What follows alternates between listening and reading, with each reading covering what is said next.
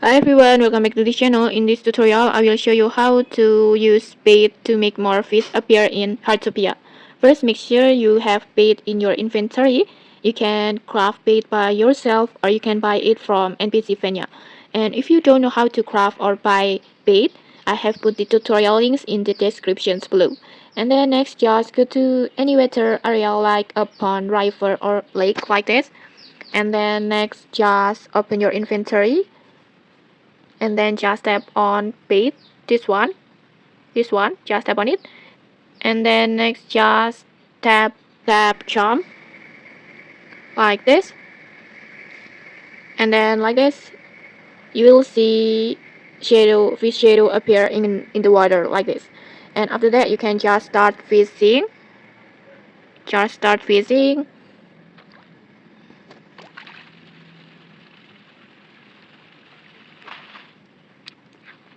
like this.